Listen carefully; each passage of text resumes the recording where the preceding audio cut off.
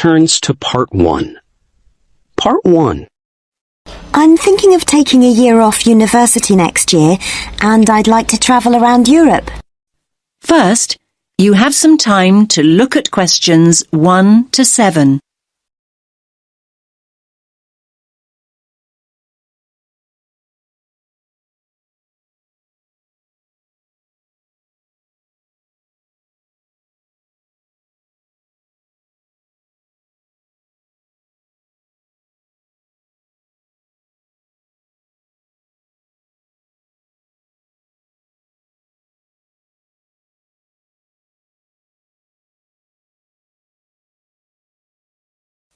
Listen carefully to the first part of the conversation and answer questions 1 to 7.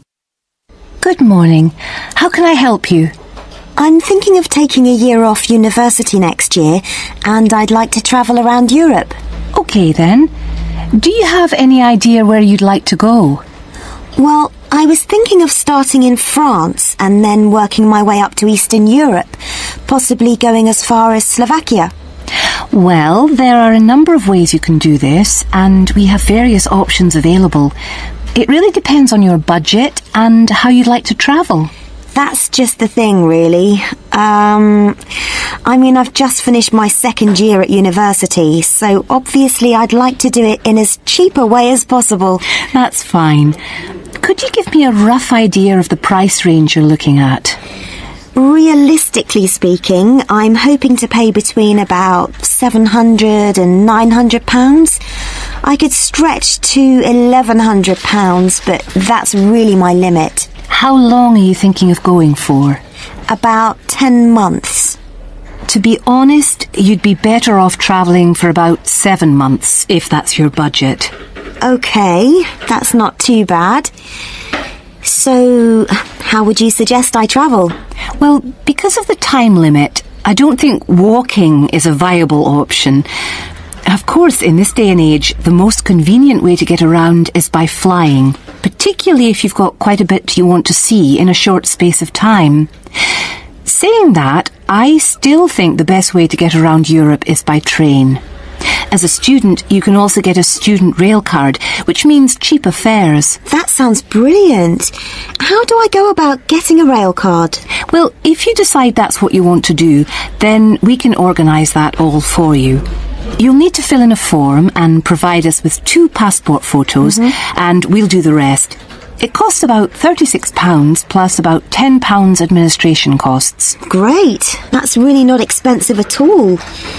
And what about buses? I was just thinking if I decide to go to places which are a bit more remote. There are always local buses, but these are not always a good idea. They can be quite unreliable and in some areas quite dangerous because the buses tend to be overcrowded and some of the drivers drive way too fast. So I would suggest you don't do this. That sounds quite frightening. So what are my options then? You could hire a car, but it can be expensive. Still, I do think if you're thinking about going to smaller towns and places which are off the beaten track, then hiring a car is by far the better way to do it. You can also look at sharing the costs by hiring a car with someone else. That's a good idea. I guess I could put a message on the internet. You could do that. But don't forget that you meet people when you're travelling, and you'll probably find someone who's going to the same place as you are. That's true. I want to stay in youth hostels, so I'm sure I'll find people who are interested in going to the same places. Oh, one last thing. What about taxis? I was thinking about if I go out at night. I use taxis all the time here. But taxis abroad are a different story. In certain countries, they're no problem, but by and large, taxi fares are high. If you do go out at night, try walking home, but make sure you don't do this alone. Try and find people to go out with at night or come home at a reasonable time. But if you're staying in youth hostels, you should find plenty of young people to go out with at night. I'm sure I will. Now you have some time to look at questions 8 to 10.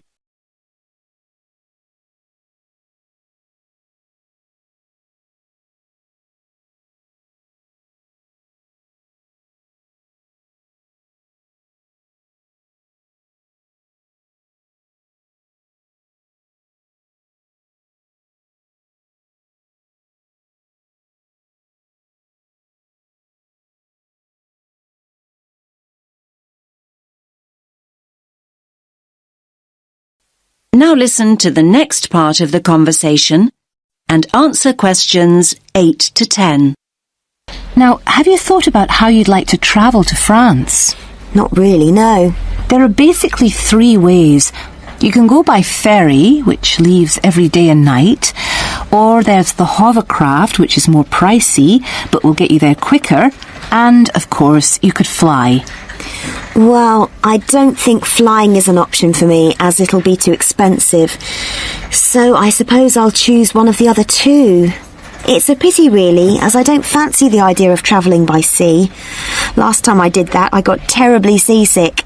Well, you're in luck then, as at the moment there's a special deal on flights to France. Ah. In fact, a plane ticket is now half the price of a ferry ticket, which is usually the cheapest option. That's great. I'll do that then. I much prefer flying anyway. I'll need to get some details off you then. Firstly, how will you be paying? Cash, cheque or credit card? If you pay by cheque, you'll need a cheque guarantee card. I don't have my chequebook with me, so it'll have to be by credit card. Fine, that's no problem. If you could just sign over here, and then we'll have a look at flight times, and I can sort out a youth travel card for you. Fine. Oh, can I use your pen, please? No problem. Now, let's look at times. There is a flight leaving at 9 a.m. and one that leaves half an hour later, or you can choose a later flight at 11:30. No, I think 11:30 is too late, so I think I'd prefer the flight that leaves after 9. I'm not very good at getting up in the morning. No problem. Just give me a moment. Right, that's booked for you. Please remember that if you want to change this, you must give 24 hours notice or you will lose your place. That is the end of part 1. You now have half a minute to check your answers.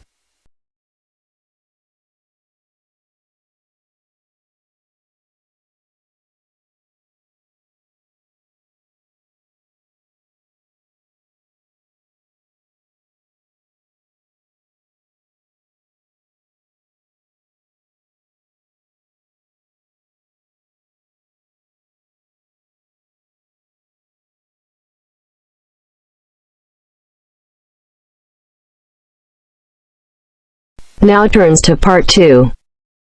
Part 2. First, you have some time to look at questions 11 to 17.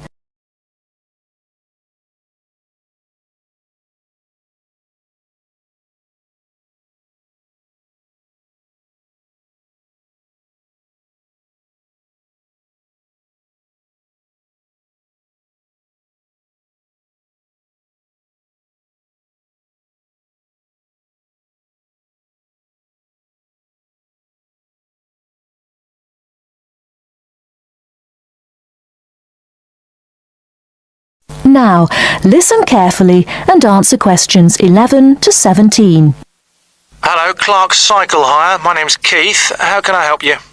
Oh, hello. I saw your ad in the local paper, and as I'm thinking of doing some cycling, I'm wondering what kinds of bike you have and what your prices are like. Well, we hire out 2 main types of machine, touring and mountain bikes.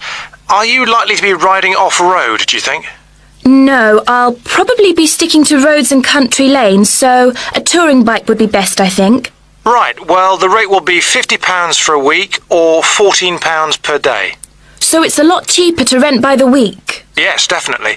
Though it's important to bring the bike back on time. Otherwise, I'm afraid we have to charge a late return fee. And how much is that? For each additional hour, it's £1.25. So if you were a day late, it would cost another £30. Yes, that's right. I'd make sure I didn't do that then. I should also point out there's a deposit which you get back when you return the bicycle. In good condition, of course. On touring models, it's £60. Is there anything else I'd have to pay? No, that's it. Though if you're planning to ride fairly long distances, you might like to have 1 or 2 accessories. Such as? Well, for another £5, we can supply lightweight bags, either panniers or the handlebar sort. It's amazing how much they can carry, and the way they're designed means they don't get in the way when you're riding. Well, I'll see. But what about essential things like a pump and a repair kit? I wouldn't have to pay extra for those, would I? No, there's no charge for things like that. Or for a lock. It's a good strong one too. Just make sure you don't lose the key. That reminds me, what about insurance? What happens if someone steals the bike, in spite of the wonderful lock? Didn't I mention that? Oh, I should have told you that's included in the rental too. And it covers everything, does it? It covers you against theft of the bike, yes. As long as it's securely locked at the time. You'd have to pay part of any individual claim, though. How much? If the bike was stolen and not recovered, you'd be liable for the first £100. So, if I do go ahead and rent one, how do I pay? By cheque or would it have to be cash? Neither, I'm afraid. We can only accept credit card bookings. Otherwise, we'd have to ask our customers for the full value of the machine as a deposit. I've got a Visa in my name. Would that be okay? Sure. Before you hear the rest of the talk, you have some time to look at questions 18 to 20.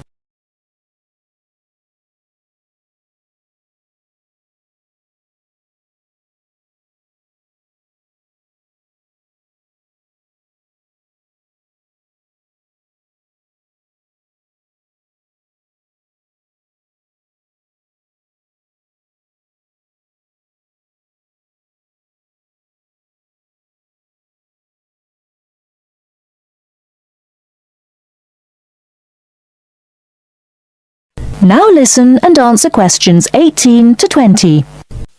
So if I want to have a look at the bikes, how do I find you? I live near the university, by the way. Right. First you take Woods Road as far as the main police station. I know it. It's right next to the park. Yes, that's it. And after the police station, there's a turning to the right called Oak Street. At the big supermarket? No, it's before then. It's actually between the police station and a garage on the other side. Okay. So, you go down Oak Street until you reach the health centre on the right. If you get to a pub called the Maple Leaf, you've gone too far, all right? Yes, I've got that. Now, opposite the health centre there's a pharmacy, and we're just behind that. Okay, fine.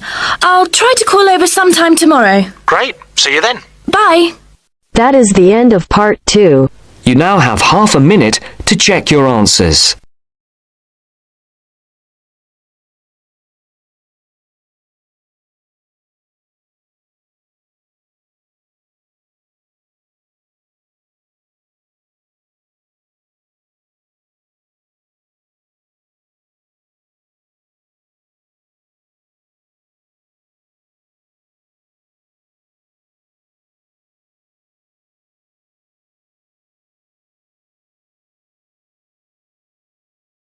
Now turns to part 3. Part 3. You will hear a conversation between Wolfgang and his new friend Mary, who has already been at the college for a few months. In the first part of the conversation, they're talking about a social activity program at college. First, you have some time to look at questions 21 to 26.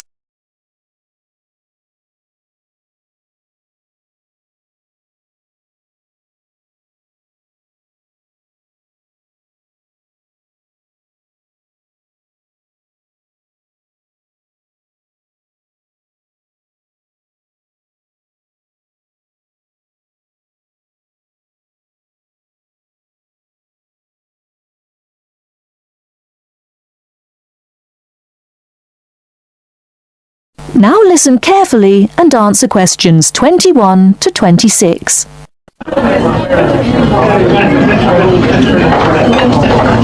Hi, Wolfgang. Ah, Mary, how are you? Oh, fine. How's it going? Have you just had a class? Yes, I just finished my listening class. It was a little bit difficult. Yeah. It's always difficult when you first arrive somewhere. I found it quite hard when I first arrived. But you know what really made a difference? Was going on these social activities that the college arranges for you. It gives you a chance to practice your English and... I've heard that the college is pretty good about organising those kinds of things. How do I find out about it? Well, I've just picked up a schedule today. Let's have a look at it. Here it is. What is it? A schedule for this week or...? Yeah, let's have a look. Okay, yeah. Maybe we can do some things together, in fact. Yeah, that would be great. So... Let's see. What are they doing tonight? Monday night? Well, they've got singing with guitar. So I went to this last week. Oh, really? Yes, it's quite good fun. Is it pretty good? Yeah. What do they do? Do they have a concert or...? They teach you, modern and traditional songs. Well, I'm not much of a singer, but, Oh, come on. You should go. It's really good fun. Well, I suppose it'd be a good way to practice my English. Yeah, 'cause you learn kind of British folk songs and things. It's really interesting. Oh, but look at that. That starts at 8. But I notice at 9 o'clock there's a late night coach to Cambridge for a film. I think I'd want to try that. What time does this singing thing finish? Do you know? Oh, well, usually it kind of lasts about 2 hours. But I mean, we can always leave earlier. They don't mind. Oh, okay. So we can do both then? Yeah, so... Right. So that's at 9 o'clock. Yeah. What movie is it? Let me see. Oh, it's Rocky. Have you seen it? Rocky? Oh, that's the one with Richard Dreyfuss, isn't it? Richard Dreyfuss? No, it's Sylvester Stallone. Oh, yes, I remember now. American movie. Yes, I haven't seen that. I want to see that. Good, let's go to that. All right. Oh, okay. Oh, did you see on Tuesday that there's a tennis tournament? Tennis? What time is that? Well, that's at 4 o'clock in the afternoon. Where is it? Is it on campus, or...? No. It's at Wembley, so that's in London. Oh, so it's pretty far away then. What time will it be coming back? The coach gets back at midnight. Oh, midnight. Well, tell you what, I think maybe I'd better cancel on that, because I've got a class Wednesday morning, and I'm afraid, at about 8:30, I'm afraid if I came back that late, I probably would, I'd be very tired in class, and actually I'm more into football myself anyway. Oh, football? Well, did you see there's a football match on Wednesday? Oh, yeah? Well, who's playing? Let's see. Oh, it's England and Brazil. Oh, I really want to see that. Would you like to go together? Yeah, sure. What time is it? Let me see. It says 15:30. So that would be 3:30. 3:30, huh? Now, I have a lecture right after lunch on Wednesday at 1:30. Uh-huh. What lecture's that? Oh, well, there's a journalist coming from the BBC. He's going to talk about his experiences as a foreign correspondent. Oh, that sounds interesting. Would you like to go? Yeah, what time do you say it was? Right after lunch, around 1:30. Oh, 1:30. I have a class then. Oh, yeah. Oh, that's too bad. Well, what time does your class finish? It's an hour long, so it finishes at 2:30. Oh, well, I shouldn't imagine. The lecture shouldn't go much later than that either. So after your class and after my lecture, we can get together to go to the football game. Okay, so we can meet... Let's see, maybe 3 o'clock. Or maybe 3:15. Yeah, I think 3:15 would be all right. Okay, where should we meet? Well, usually on these kind of trips, the coach leaves from in front of the dining hall, so maybe we could meet there. Okay, so in front of the dining hall at 3:15. That sounds fine. Yeah, right. On Thursday, there's an international evening in school hall. Yeah, all songs and dances performance by students from all over the world. That's very interesting. Would you like to go and see? Yes, when is it? It will start at 8. Shall we meet at 7:50 in front of the school hall? Fine, 7:50 in front of the school hall. Before you hear the rest of the talk, you have some time to look at questions 27 to 30.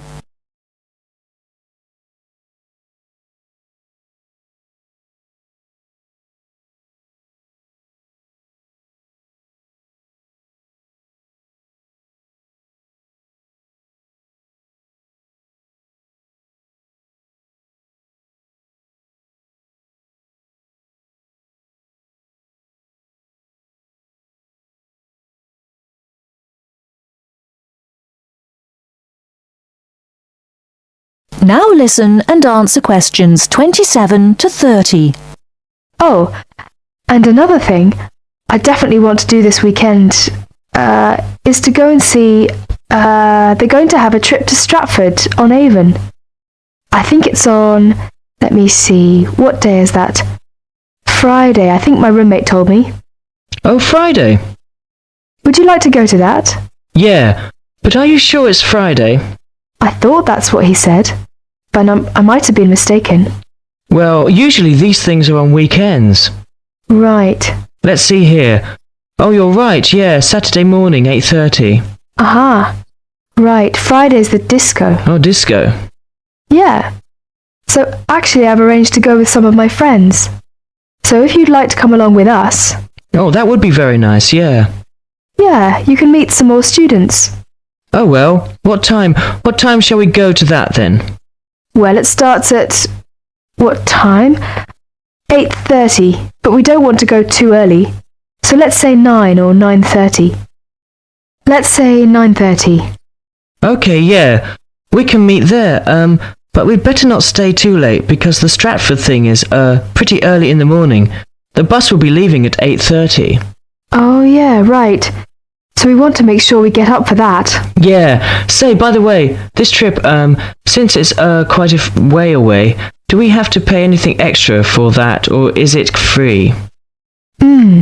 Well, usually most of the trips are free, but yeah, for these ones which are quite a distance away, then we usually have to pay a little bit extra. Is it a lot, or...? No, it's usually about £25, something like that.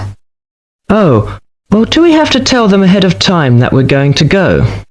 Yeah, usually you have to sign up a couple of days in advance, so... Oh, where do we do that? Well, you do that at the Student Services Office. So you have to go and see one of the social activities officers. Oh, so I just tell them that I want to go, and I pay my money and then sign my name. Well, I think I'll go ahead and do that today. Actually, I've got some free time right now. Do you know where I go to do that? Yeah. It's the Student Services Office. It's just across the road from here. Oh, okay. Well, across the kind of... You mean the green building over there? Yeah. So it's on the second floor. Oh, okay.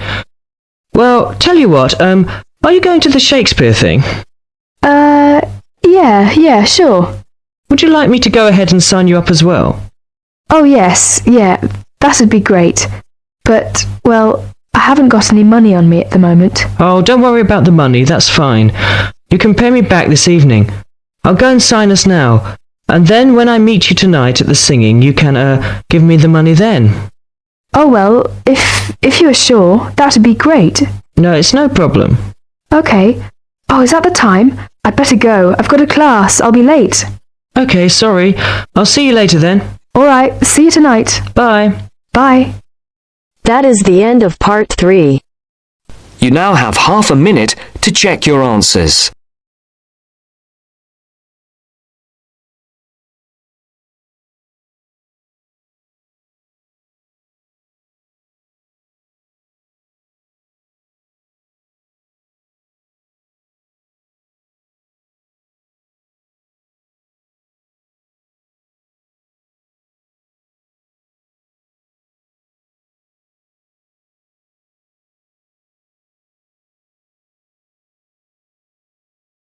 Now turns to part 4.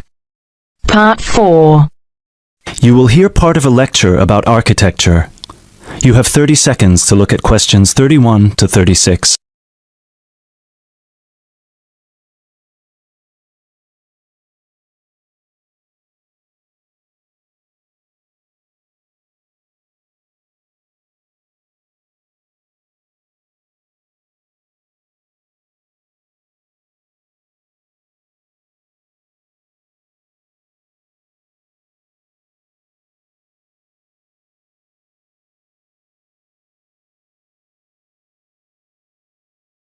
Now listen carefully and answer questions 31 to 36. During today's seminar, we will be looking at English Gothic architecture and its origins with a specific case study of Wells Cathedral in England. The Gothic style was initially brought over to England from France.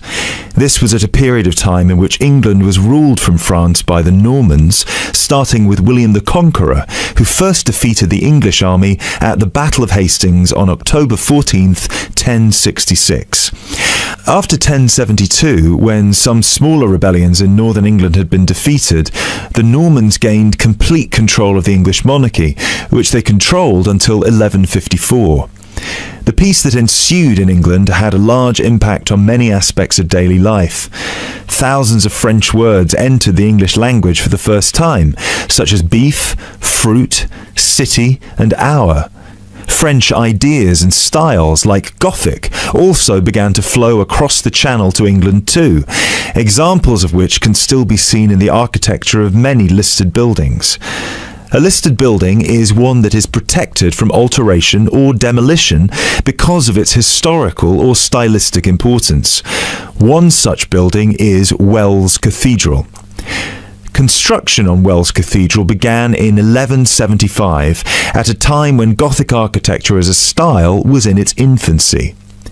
As a result, it is one of the first entirely Gothic buildings ever constructed. From the first designs to the date it was completed in 1490, Gothic architecture flourished in England. Therefore, later additions to the building were still influenced by this Gothic style, rather than by later architectural styles such as Tudor architecture. Older cathedrals in England would have initially been influenced by Romanesque architecture, alternatively known as Norman architecture in England. As the former name suggests, Romanesque was a building style based on the skills passed on to various areas of Europe by the Romans. When the Western Roman Empire collapsed in the 5th century, these methods were retained by Rome's former colonies and developed further.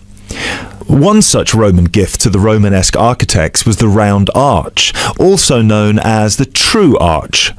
The Romans perfected this style by using wedge-shaped stones called voussoirs, which created pressure that held the structure together at the top. Cathedrals in England, such as the ones in Ely and Canterbury, were started before the arrival of Gothic architecture. Even though parts of those two cathedrals, which were constructed later, are in the Gothic style, other sections predating the arrival of Gothic architecture are Romanesque.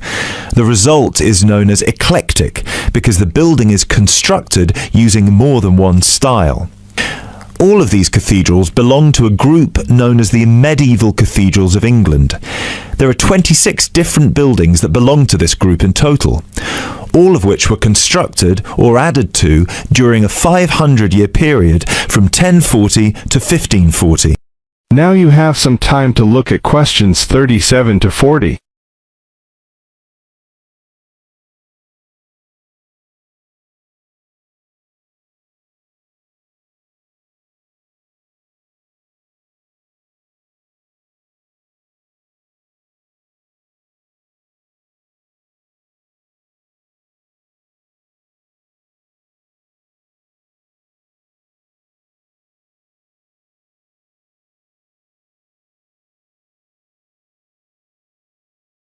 Now listen carefully and answer questions 37 to 40. The transition from Romanesque to Gothic began in 1144 at the Abbey Church of Saint-Denis on the edge of Paris. It was here that a Benedictine abbot by the name of Suger had just completed his plan to rebuild the Basilica of Saint-Denis in a new style through which he believed the dull mind rises to truth through that which is material. This refers to one architectural feature in particular, high, rib-vault ceilings, which created much more space inside the cathedral and were designed to draw the attention of people up towards heaven. This design feature also allowed whole walls of the cathedral to be transformed by colourful stained glass. Work started on Wells Cathedral soon afterwards, greatly inspired by Abbot Suger's work. Planned in the crucifix style with the head pointing east and foot pointing west, The cathedral is 126 metres long and the nave is 20 metres high. This is quite low compared to some of the bigger cathedrals elsewhere. Use of tracery, lancet windows and mullions are all characteristic of English Gothic architecture. Whilst examples of all three of these architectural elements can be found at Wells, the lancet windows have no tracery at all, which was more common in early English Gothic architecture before advances were made in the use of mullions and tracery with glass. Lancet windows are tall, thin windows with a pointed arch at the top and are so named because they resemble the weapon often carried by a soldier called a lance. Examples of these lancet windows can be seen on the west front of the cathedral, which is the most celebrated for its life-size sculptures and delicate floral carvings. Inside the pinnacle-topped gable is a sculpture of Christ the Judge. Immediately below him, sculptures of the 12 apostles peer out over the small city of Wells. Below the apostles are 9 archangels, which are half-size sculptures. At one time, all of these, along with the decorative carvings, would have been painted and gilded. However, today, all the paint has worn away and the sculptures are the colour of the oolite sedimentary stone used to construct the cathedral. It is remarkable to think that more than 800 years ago, such magnificent buildings were created without the use of large cranes and modern technology. It would have taken much longer, but it is possible to see the high level of craftsmanship and attention to detail that is less common in the modern day. That is the end of section 4. You now have half a minute to check your answers.